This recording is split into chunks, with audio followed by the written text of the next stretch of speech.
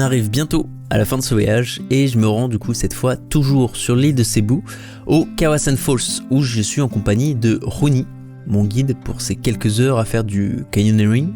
Pour ceux qui ne savent pas ce que c'est tout simplement descendre un cours d'eau sauvage avec le relief, les rochers et surtout les cascades.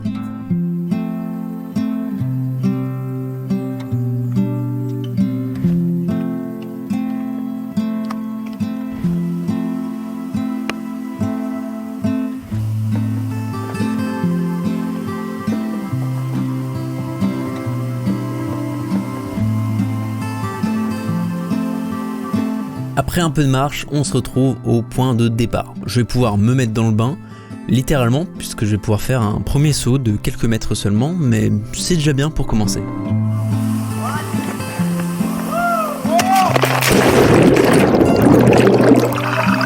Et là, ça me fait comme à Cologne, vraiment, suffit de lever la tête et on se sent petit. Le paysage est immense et c'est génial à voir. Vraiment, ça ne pourra jamais être retranscrit avec une caméra.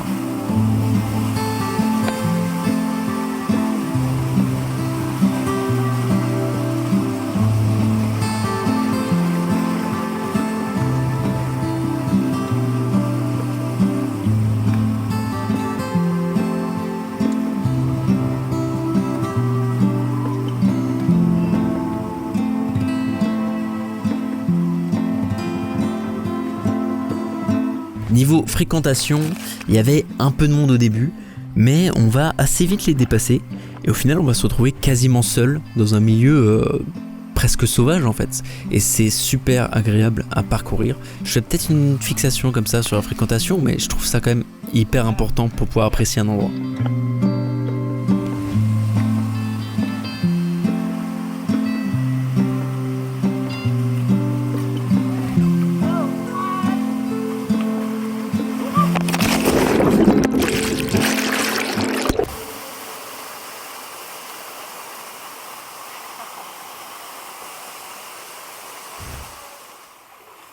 Au total, les Kawasan Falls, je les ai faites en 2 heures au lieu des 4 estimés. Et ça, c'est pour 2 raisons. La première, c'est que j'aime pas traîner, j'aime pouvoir aller vite, aller à mon rythme. Et la deuxième, c'est que j'ai une autre activité à faire le jour même, pas très loin, avant de quitter la région. Mais ça, on en reparle dans la prochaine vidéo.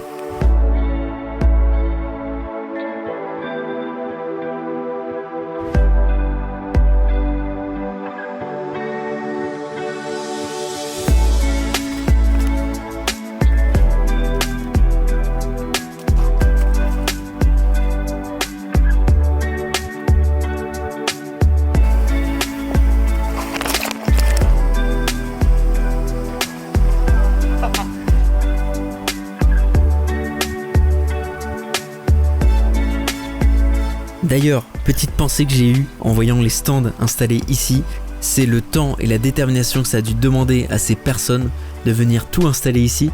Franchement, chapeau.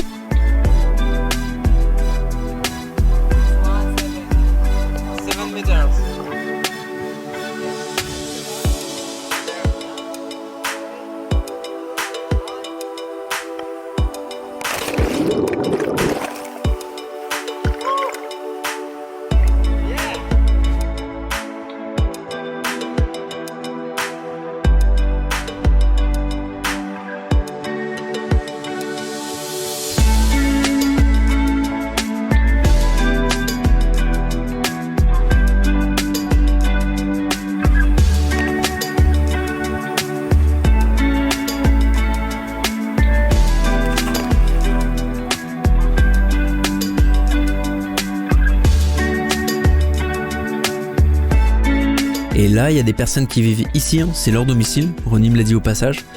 Et je pense pas qu'ils doivent avoir beaucoup de problèmes de voisinage, ou du moins de voisinage humain, parce que de la vie ici, il y en a quand même pas mal. Et puisque je vous parle de vie sauvage, vous allez voir quelque chose d'extrêmement rare. Rooney m'a dit que c'est pas tous les jours qu'on voit ça, loin de là. On va surprendre un groupe de singes, juste là. Et si vous regardez bien là, on les voit remonter, il y en a pas mal. Je sais que c'est pas l'idéal avec une caméra comme celle-là, mais je vous laisse quelques secondes pour voir un peu le mouvement. Vous allez en voir vraiment partout, à terre comme dans les arbres.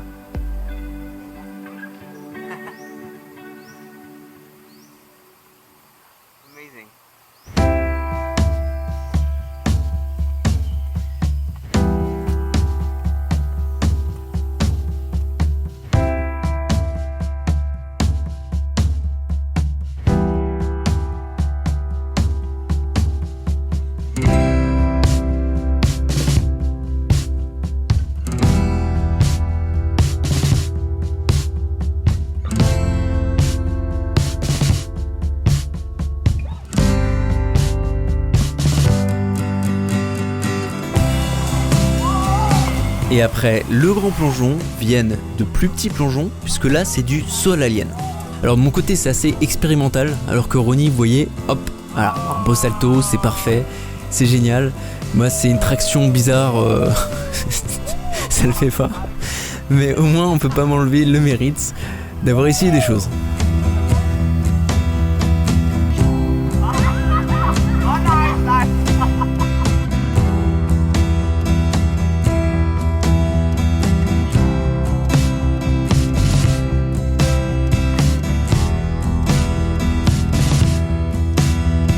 Le cours d'eau se précipite, on s'en rapproche, je suis pas sûr que ça soit la plus haute, mais ce qui est sûr c'est que c'est la plus belle cascade d'entre toutes.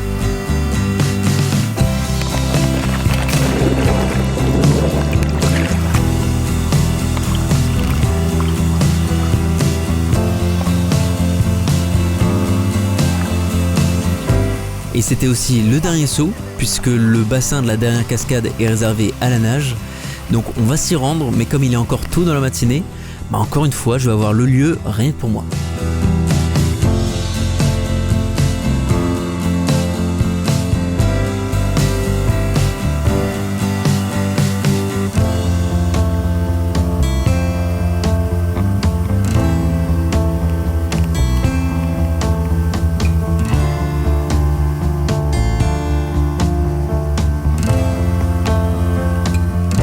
Allez, le temps passe, les gens commencent à arriver, donc il est temps de partir.